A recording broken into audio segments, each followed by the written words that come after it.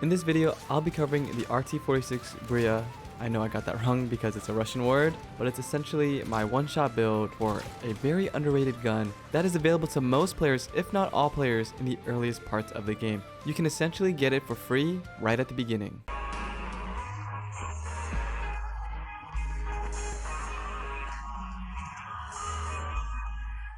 A very quick disclaimer, I will be showing footage from specific side missions and discussing certain areas of the game and other guns, just for comparison. So spoilers for you guys that really care about that kind of stuff. I know it can be a particular topic for some people. And I'll do my best from touching on the main story. And all the clips that you're going to see are just from me free roaming and side quests, but still just in advance spoiler warning. The overview of this build is pretty straightforward as it's catered to the early game. In the early game, not a lot of people have too many perks to actually spec into. Most of the damage will be coming from the gun and the stats that you get from the legendary chest piece, which I will be covering in this video as well. I've been playing on very hard difficulty, which has forced me to lean heavily into the stealth combat, at least early on. But after I got this gun, that kinda went out the window. It drops people like flies, and I'm surprised more people aren't talking about it. You can get this gun literally at the start of the game if you choose, and you can upgrade it throughout your playthrough if you really like it. I got mine at around level 5 after beating the twins. Oh my god. And even after coming across some other iconic pistols, this is still my go-to gun. You can get the RT46 Bria, which I will now refer to as the RT46, from an early gun for hire gig called Shark in the Water. I've gone ahead and put on screen the location for where you need to go to access this specific gig, and I'll also make sure to include in the description of this video a walkthrough for the quest for those of you who may need it. The quest itself will ask you to take out some animals guarding someone named Blake, who once you find, you can choose to either incapacitate or kill. I chose the former. The guards themselves aren't too hard, and if you can't take them out with your current arsenal, a stealthier approach can also work.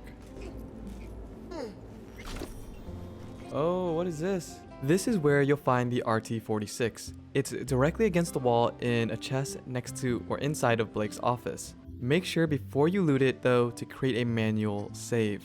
For this build to work, you'll want the gun to have within its stat pool to fire 2 rounds at once. If you don't worry about it. Load back into the manual save that you made before you looted the gun until you reach the desired stats. This is actually a pretty cool, I don't know if it's a hack, an exploit, but a feature in the game that I found. Whenever you see a gun, you can actually just save before you loot it and then load back in to change the stats and sometimes rarity of the gun. Now, in this instance, your mileage may vary because this is kind of all left to the RNG gods. There were moments when I was doing this and the gun would load back in as a green item as opposed to the blue one that I was seeing. That's perfectly normal, just keep trying until you get the stats that you're looking for. Again, in this case, the ability to fire 2 rounds at once. You'll notice that when you have this specific perk on this weapon, that the DPS will increase exponentially. After a couple tries, I was finally able to get what I was looking for, and at the time, I didn't know what I was looking for. I was just trying to look for a gun that could give me the highest DPS possible, and I kind of settled on this one, only to find out that this gun was actually really powerful. As I mentioned, this is a one-shot build with a few minor stipulations. The first is that the one-shot mechanic primarily works with headshots. This is a revolver, and there are perks that can assist you in dialing up the damage within the skill tree, and I'll go ahead and put on screen the perks that I was using. Another caveat to the gun is that it actually has a really small magazine size with only 4 rounds, which is why within the perks I chose to prioritize Gunslinger. I made sure to max that first so that way the reload time would be reduced by 25%. Even with the small magazine size, I had difficulty finding a gun early on that could output as much damage as the RT46. I tend to be a bit of a free roamer when it comes to open world games, so I finally finished all the side jobs in Watson. I like to knock out as many side missions and quests as I can before I start up with the main story again, and I did come across a very powerful iconic submachine gun, the Fenrir. You can find this iconic gun on the north side of Watson, but you'll have to progress the story to the point where you can at least summon your car. At that point, the quest will then become available as a side mission, though I think the name of the actual quest once you get it is called Losing My Religion. Once you complete the quest, before you leave the area under the neon sign where the monk is, you'll be able to find the Fenrir. When comparing the two guns, I found that while using the Fenrir, I did have a higher firing capacity and a greater chance to apply that burn debuff than I thought I would initially have. I just found that I still had a lot lower DPS when compared to the RT46. And if I had to liken the RT46 to any other pistol that I've tried so far, it's pretty similar to Johnny Silverhand's Malorian Arms 351-6 pistol, or his iconic gun, which I did get to try later on in my playthrough. And I found that the feel of the guns to be pretty similar, except that you can get the RT46 almost literally at the start of the game. Because this is an early game build, most players won't have too many options to choose from, but when available, players should prioritize crit chance and crit damage in their equipment and in the options that they use when they upgrade mods to their guns. If you have a choice between the two stats, it'll ultimately be left up to you to decide what you prioritize. Crit chance means you'll crit more consistently, while crit damage means you'll crit less but for higher numbers. The decision will come into play for the next legendary chest piece that I'm about to recommend, because you'll be able to decide whether you want a stat spread of 30% crit chance or the other option of 60% crit damage, depending on your preference. I opted for the latter of 60% crit damage. The legendary chest piece will be located in Kabuki, so still within Watson, meaning you can get it very early on in your playthrough. I myself picked it up while I was still level 5, and you can get there by fast traveling to the Bellevue Overwalk fast travel point that's across from Lizzie's.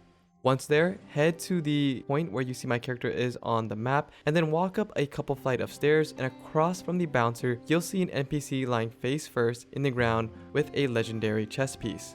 Before looting him, make sure to create a manual save profile, and then, next, just pray to the RNG gods and keep loading in until you get the shirt with either 15% crit chance or a 30% crit damage stat. Additionally, with the 15% crit chance shirt, you'll also receive an additional 15% crit chance legendary mod attached to the shirt.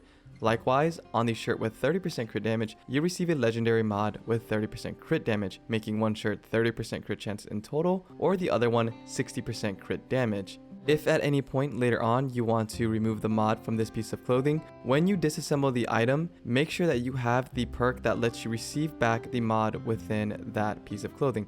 That way you have a free legendary mod to use later on. I don't really know the story behind of why he's here, and I wanted to see if it had anything to do with the bouncer. So if anyone's curious, I kind of did this for you. I made a save profile, shot the bouncer, and found out that it essentially did nothing. There doesn't seem to be any real story behind it, but it is a very nice chess piece for early on in the game.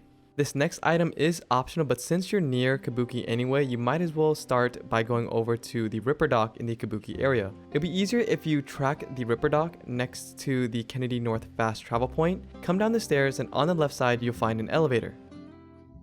Take that to the 3rd floor, and behind the vendor you'll see some legendary boots. Now, just like before, make sure to make a manual save before you loot the item.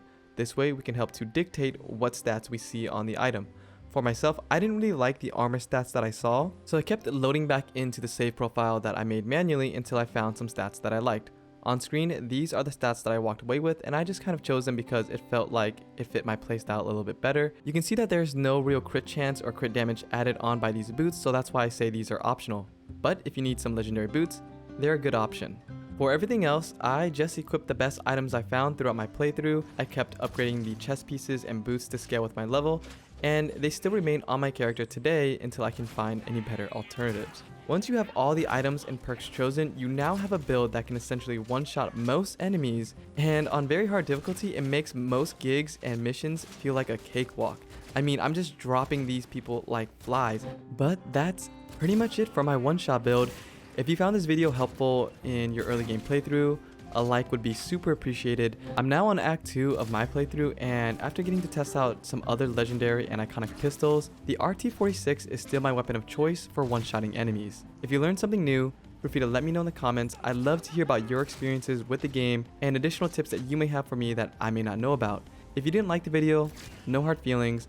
Feel free to let me know in the comments what you didn't like so I can improve moving forward. Thanks again everyone for all the feedback in the last video, and be sure to subscribe and to turn on those notifications to keep up to date with future Cyberpunk related guides, playthroughs, and tips. Until next time, thanks for stopping by, and I'll catch you all in the next one.